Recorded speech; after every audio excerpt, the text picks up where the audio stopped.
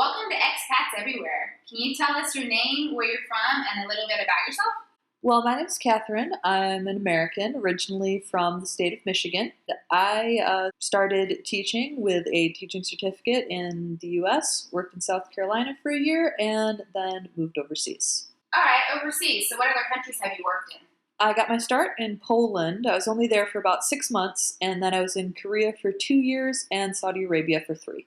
Ah, Korea. What was it like working there? It's actually really interesting because I feel like I ended up having the complete opposite experience from everyone else.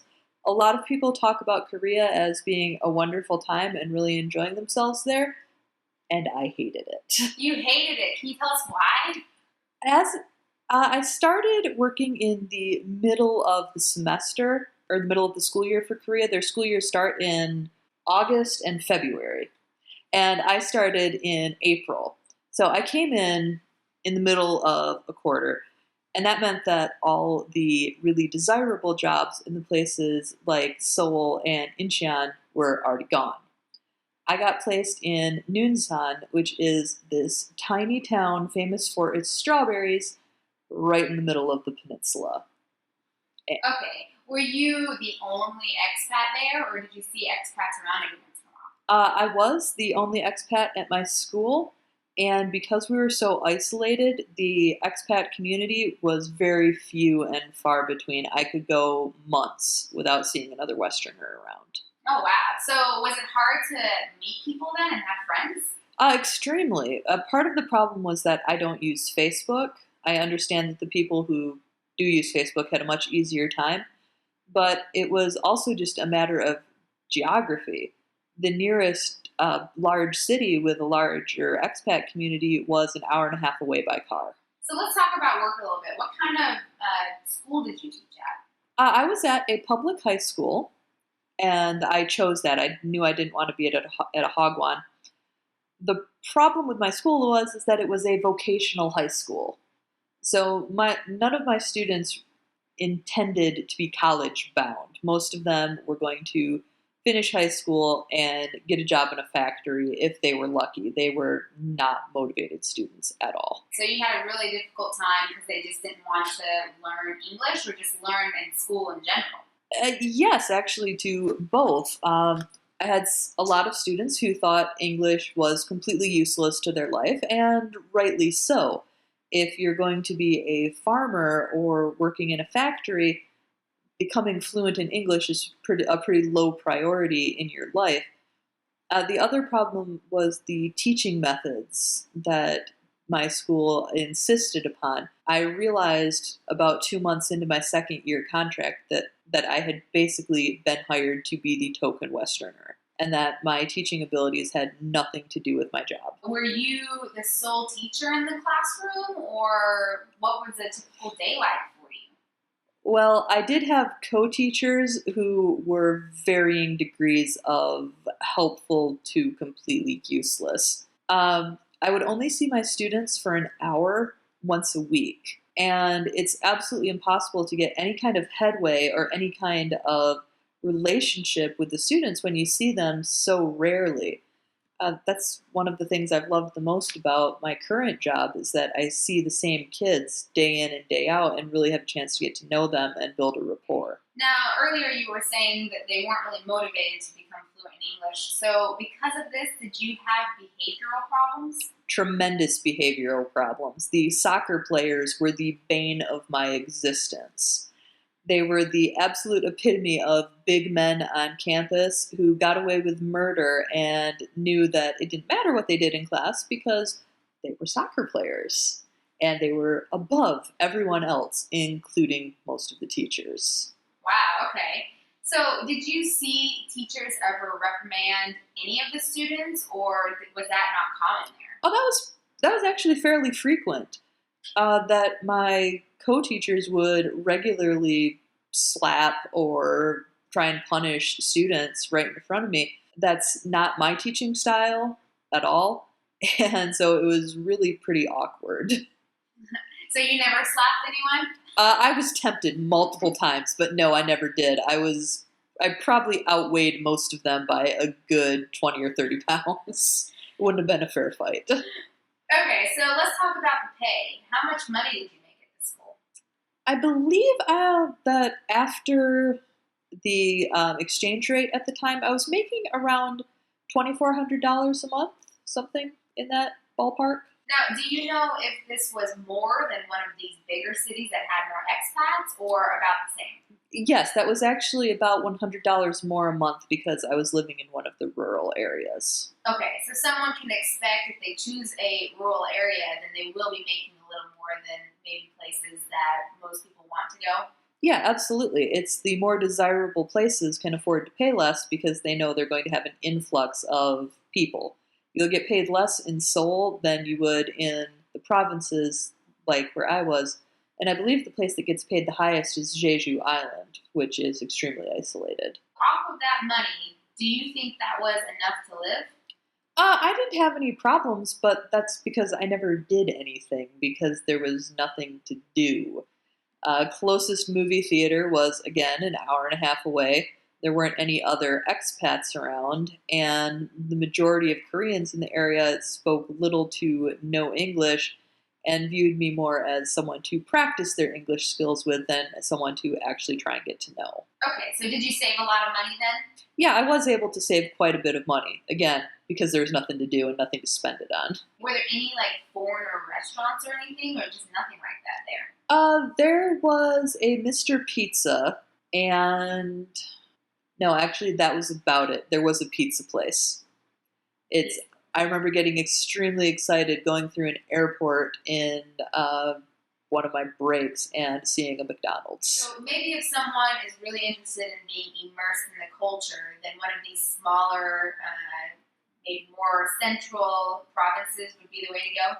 I'd say absolutely. If you really want to experience the Korean culture, then this would definitely give you a more authentic view of the lifestyle. Actually, I would think that for someone who's perhaps Korean American and has some Korean knowledge going in, like perhaps a basic level of the language, could probably have a really good time there. Well, let's talk about before moving to Korea. How much money do you think you need to bring with you just to get started until you get your first paycheck?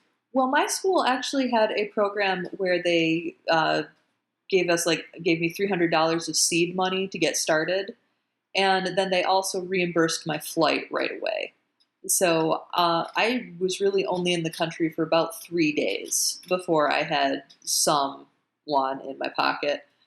But I would say probably going in with about $500 would be a good way to start and get yourself set up, especially if you don't begin with that seed money. Do you know if most schools give you this money up front? When I was there, all of the public schools did. And did your school provide housing or you had to find it? No, the school provided the housing.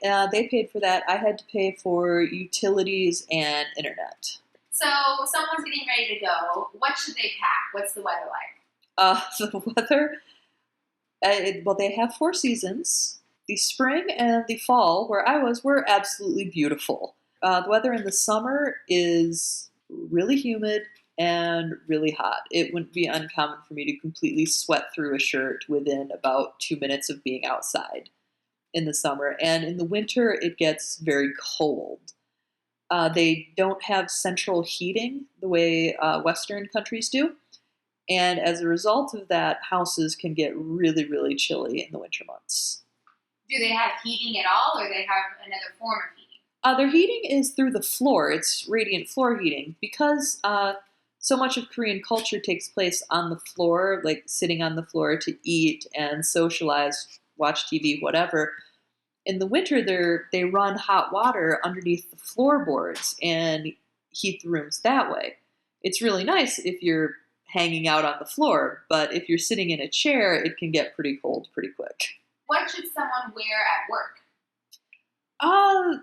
Well, that depends on how far you are into your contract, because towards the end of mine, I was trying to push the envelope a little bit more.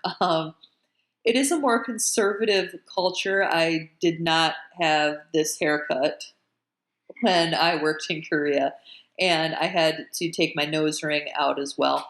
For women, they especially liked it when I wore skirts, just dress shirts, and keep it modest as well.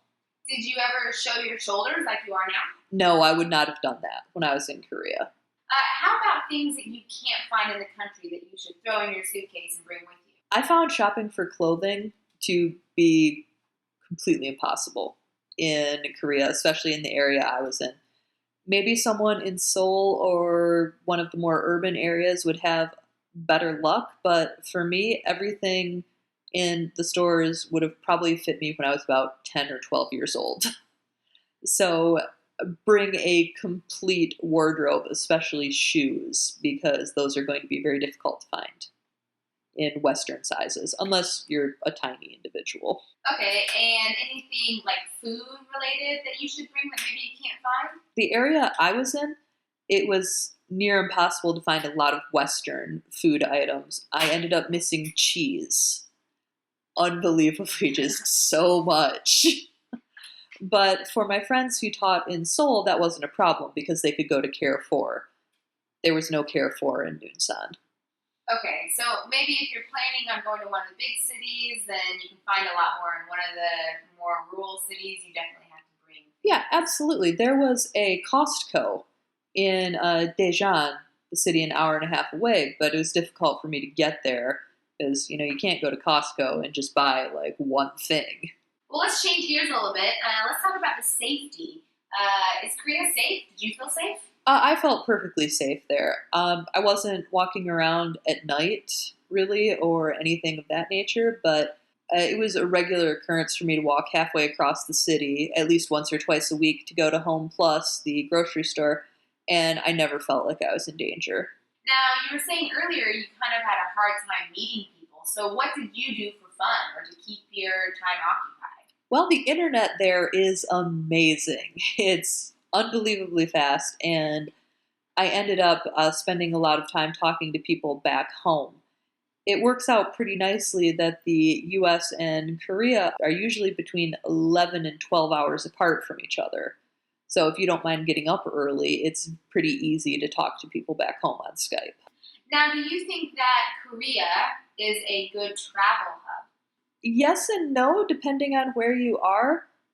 For me, it took 3 hours to get to Seoul, which is where all the major airports are. It was not a good travel hub for me. But if you were in Seoul, then you'd be an hour and a half from Tokyo, maybe 2, 3 hours away from Beijing. And a lot of my co-teachers traveled all over the world from Korea. So if you're looking to get into other parts of Asia, then Seoul's probably not a bad place to be. So overall, what would you say are the main pros and cons of living in Korea? I would say that if you're going to live in Korea, you definitely want to be in one of the large cities. For me personally, I would not consider going back because it is a very isolating experience being in one of the smaller areas. For one thing, that's both a pro and a con. At least working in the public schools, the teaching is very easy, but it's also soul crushing in a way because it is so difficult to get any kind of headway going. And you just end up teaching the same thing every day, 4 or 5 times a day for the entire week. So you make one lesson and then just teach it over and over and over. And that can get pretty grim by about the 14th version of it. Okay, great. Well, Kate, thank you so much for telling us a little bit about Korea today. All right, thank you very much.